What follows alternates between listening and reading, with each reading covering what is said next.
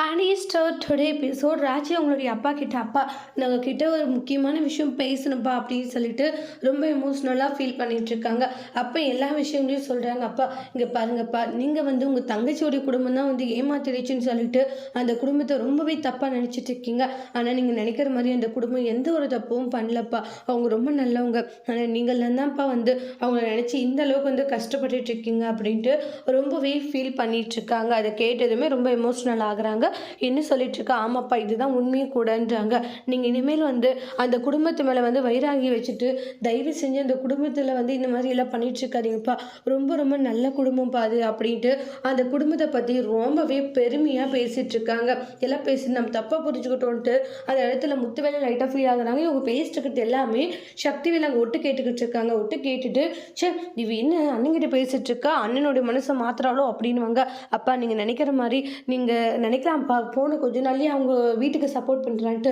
ஆனால் உண்மையிலேயே அந்த வீட்டில் இருக்கவங்க என்ன ரொம்பவே நல்லா பார்த்துக்கிறாங்கப்பா. ஆனால் அரிசி அதே வழி தான்ப்பா எல்லாருக்குமே இருந்திருக்குன்றாங்க. உங்களுக்கு இருந்திருக்கும்னு நினைக்கிறேன். ஆனால் நான் இப்போ அந்த வீட்டில் ரொம்ப சந்தோஷமாக இருக்கட்டு நிறைய விஷயங்கள் உங்களுடைய அப்பா கிட்ட ஷேர் பண்ணிவிட்டு அப்புறமா இங்கேருந்து ராஜி கிளம்பி வந்துடுவாங்க. அப்புறம் அவங்களுடைய அப்பாவுமே போயிடுறாங்க. சக்திவேல் இதை பார்த்து கோவமாக கிளம்பி போகிறாங்க. உடனே கதிர், நான் அப்பா கிட்ட ரொம்ப நேரமே பேசிட்டு இருந்தேன், ஆனால் என்ன பேசினன்ட்டு ஒரு வாரத்தை கூட கேட்கவே இல்லைன்றாங்க. நான் ஏன் கேட்கணும், அதுவும் உன்னுடைய பர்சனல்லி 1000 பேசும் உன்னுடைய அப்பா கிட்ட, அதெல்லாம் கேட்கக்கூடாது இல்லையா அப்படின்றாங்க. இப்படி உன்னால் மட்டும் இப்படி இருக்க முடியாது. அப்படிதான் சரி போகும்போது நம்ம ஏதாச்சும் டீயும் பண்ணு சாப்பிட்டு போகலாமான்றாங்க. சாப்பிட்டு போகலாம், ஆனால் அம்மா கிட்ட சொல்லக்கூடாது, அம்மா கிட்ட சொன்னால் மாட்டிப்போ. சரி ஓகே அப்படின்னு சொல்லிட்டு போகிறாங்க. அதுக்கப்புறமா வீட்டில் பார்த்தீங்கன்னா ரொம்ப சந்தோஷமாக ஒரு ஃபோனை பார்த்துட்டு அவ்வளோ ஹாப்பியாக இருப்பாங்க. சரவணன், மாமா என்ன மாமா ரொம்ப ஹாப்பியாக இருக்கீங்க, கடைக்கு போகலையா? இல்லை ஒருத்தர் கால் பண்ண கஸ்டமர், அவர் கால் பண்ணால் தான் போகணுன்னுவாங்க.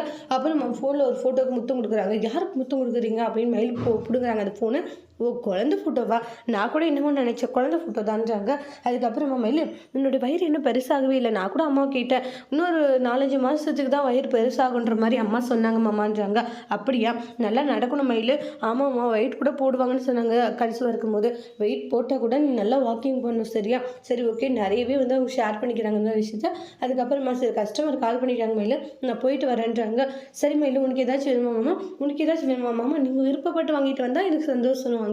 பாப்பா நீ வர நேரம் அப்பா என்கிட்ட மனசு விட்டு பேசுறாருடா அப்படின்னு சொல்லிட்டு ரொம்ப ஹாப்பியாக இருந்துட்டு இருக்காங்க தங்கமயில். அதுக்கப்புறமா செந்தில் அவசர அவசரமாக ரெடிட்டு இருக்காங்க. அதுக்கு தான் சொல்கிறது, காலையிலே எந்திரிக்கணும், காலையில் ரெடி ஆகணும், நல்லா தூங்கணும் எப்படின்றாங்க. மாமா வாட்ட அதாவது அப்பா வாட்ட ஆரம்பிச்சுட்டேனியும் அப்படின்னுவாங்க.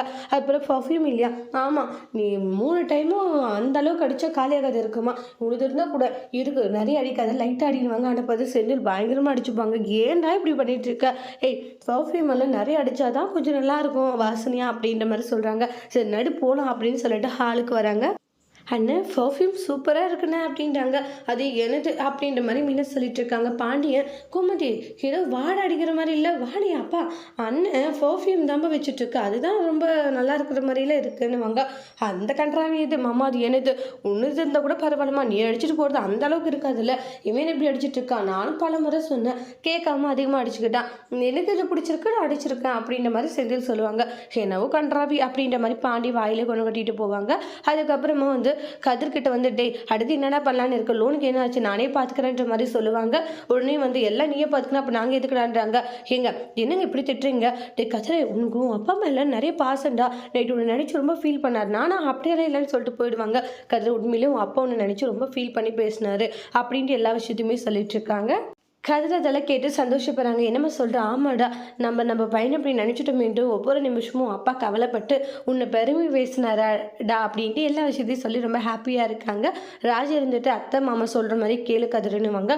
அப்புறமா வீட்டுக்கு வந்ததும் சக்திவேல், அண்ணன் எங்கண்ணே எங்கே வெளியே போயிட்டு வந்தீங்க இன்னைக்கு, டே குமார வெளியே எடுக்கிறத பற்றி தான், குமார வெளியே எடுக்கிறத பற்றியே உங்கள் பொண்ணு ஆசை பொண்ணுக்கிட்ட பேசிட்டு வந்தீங்களா, என்னடா உனக்கு பிரச்சனை, என் பையனை வெளியே எடுக்கிற மாதிரி தெரியல, உங்கள் பொண்ணு கூட ஒரு வாரம் மாதிரி இருக்குன்னு சொல்லிட்டு ரொம்ப கோவப்பட்டு சக்திவேல் முத்துவேல் கிட்ட பண்ணிட்டு இருக்காங்க. டே நீ தேவையில்லாத பேசிட்டு இருக்க, யாரு நான் தேவையில்லாத பேசுறாங்க, நீங்க தானே தேவையில்லாதெல்லாம் பண்ணிட்டு இருக்கீங்க அப்படின்ட்டு மாறி மாறி அந்த இடத்துல ஆர்குமெண்டா பண்ணிட்டு இருக்காங்க. என் பையனை யாரும் வெளியே எடுக்க வேண்டாம், என் பையனை எப்படி வெளியே எடுக்கணும்ட்டு எனக்கு தெரியும்ன்றாங்க. உங்களெல்லாம் நம்பினா ஒன்றும் வேலைக்கு ஆகாதுன்னு சொல்லிட்டு போயிடுவாங்க. உடனே அதை பார்த்து என் எப்படி பேசுறான்னு சொல்லிட்டு அங்கிருந்து முத்துவேலுமே ரொம்ப கோபமாக கிளம்பி போயிடுவாங்க. அதுக்கப்புறமா இங்க பாரு நீயாச்சும் சொல்லி வையும், பண்றது கொஞ்சம் கூட சரியில்லை அப்படின்ற மாதிரி சொல்லிக்கிட்டு இருக்காங்க ராஜியோடைய அம்மா இருந்துட்டு. அதுக்கு குமாரோடைய அம்மா, அவர் என்ன தப்பாக பேசினாரு, நீங்களா தான் மாறிட்டீங்கன்னோனே அப்பத்தாவும் ராஜியோடைய அம்மாவும் ஃபீல் ஆகுறாங்க. அதை கேட்டு அதோட இந்த எபிசோட் முடிச்சிருக்காங்க.